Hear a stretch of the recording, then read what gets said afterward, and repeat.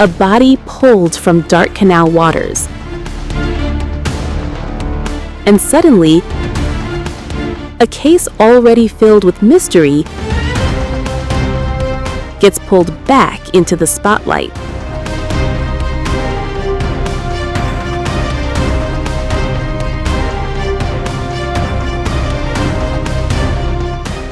On March 28th in Scottsdale, Arizona, an adult woman's body was discovered floating in a canal near Indian Bend and Hayden roads, found by a passerby around 8 a.m., a routine morning walk turning into a chilling scene. Within hours, the Scottsdale Police Department confirmed the discovery, posting on X, "A death investigation is underway after an adult woman's body was recovered." And as investigators moved in, the situation only grew more complex. Police and fire crews coordinated the recovery, working alongside SRP and CAP teams, as detectives and crime scene specialists began combing through every detail, every inch of the scene, documented, examined, preserved. But then came a key detail, one that deepened the mystery. Due to the condition of the body, investigators are initially unable to confirm if there are traumatic injuries present. The department stated, "No identity, no confirmed cause of death, and no clear timeline of how the woman ended up in the canal." The case, officially, still in its earliest stages. Authorities confirmed the Maricopa County medical examiner will determine the cause of death, leaving the biggest question still hanging: what really happened? But online, speculation was already spiraling. Netizens began asking, could this be connected to the still unsolved disappearance of Nancy Guthrie? The police responded directly, shutting it down. This is not related to the Nancy Guthrie case. A firm denial, but not enough to stop the growing curiosity surrounding a case already under intense scrutiny. Because the Guthrie mystery hasn't faded. Nancy Guthrie was last seen on January 31st, just before 10 p.m., after dinner with her daughter Annie and son-in-law Tommaso Cioni. Then she vanished. No suspect named, no confirmed breakthrough, just questions. A high-profile case, a cloud of allegations, and mounting pressure behind the scenes. Meanwhile, Savannah Guthrie, Nancy's daughter, has stepped back into the public eye, returning to television for her first interview since the disappearance, after taking a break from the Today Show, a family searching for answers, an investigation under scrutiny, and a second unrelated death now adding to the tension surrounding it all. Two cases, officially unconnected, but unfolding in the same shadow of uncertainty. And just as questions keep mounting, an ex-FBI agent steps in, flagging critical gaps in the probe and suggesting this mystery may be far from what it seems.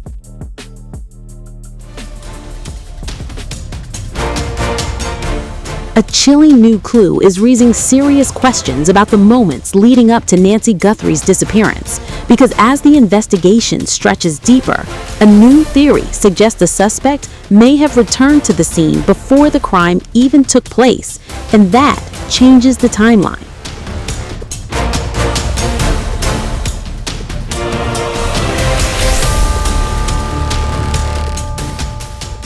According to a report by Newsweek, investigators have been chasing leads for weeks, but attention is now shifting to what could be a calculated move made days earlier, a move described as both critical and risky. The focus comes from former FBI agent Jennifer Coffindaffer, who was weighed in with a striking claim based on new information shared by the family.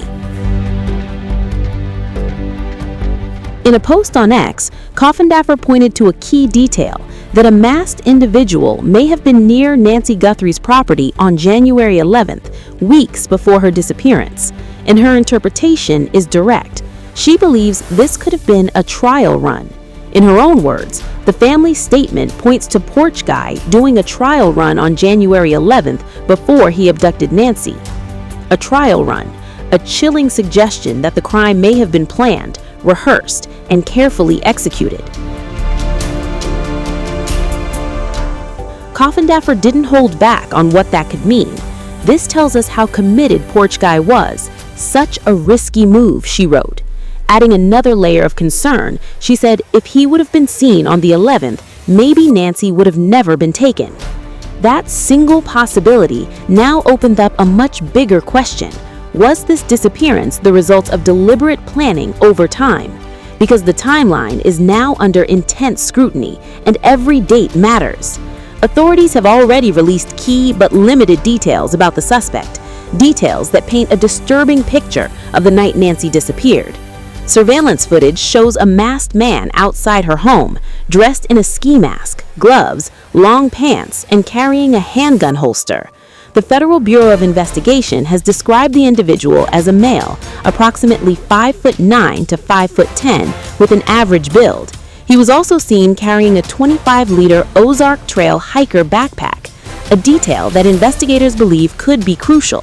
But despite these specifics, the suspect has still not been publicly identified. And that's not all.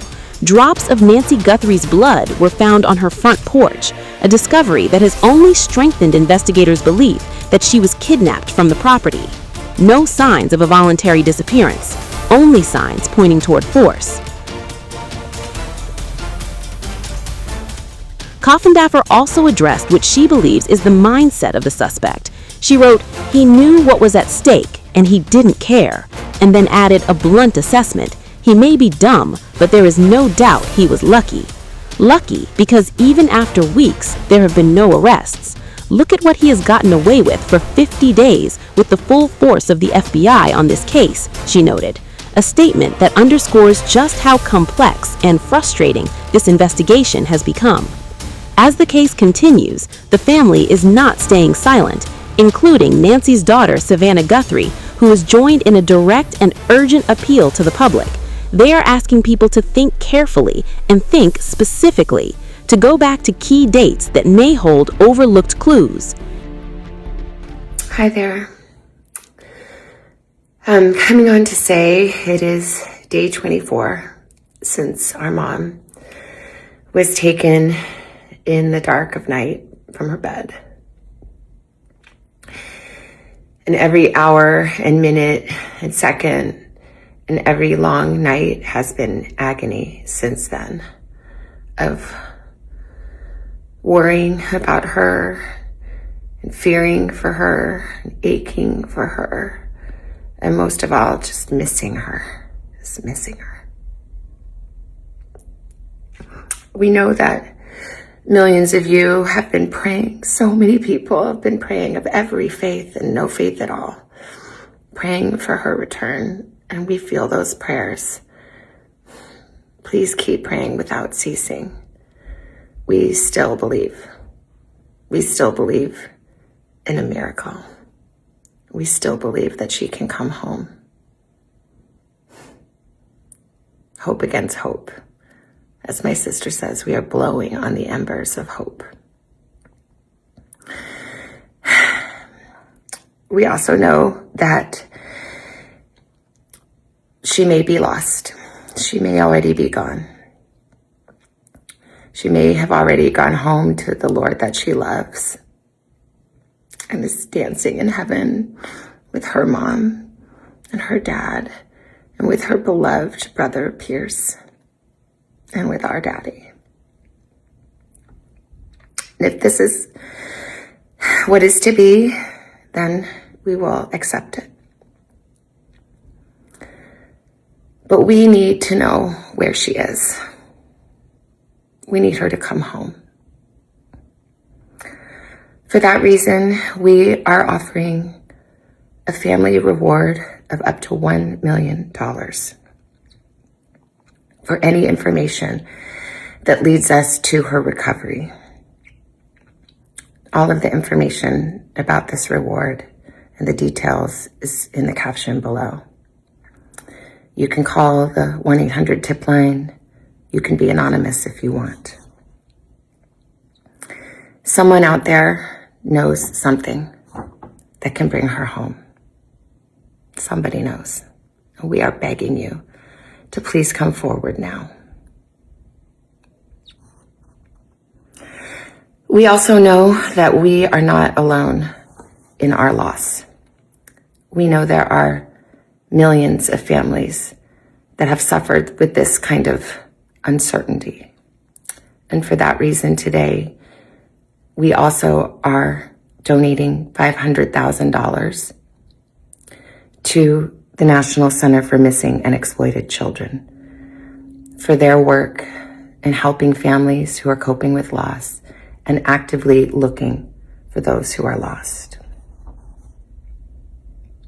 We are hoping that the attention that has been given to our mom and our family will extend to all the families like ours who are in need and need prayers and need support.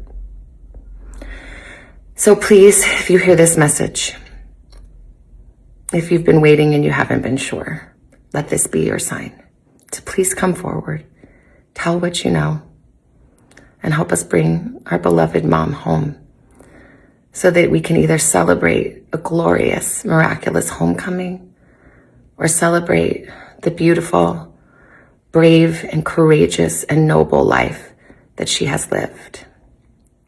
Please be the light in the dark. Thank you.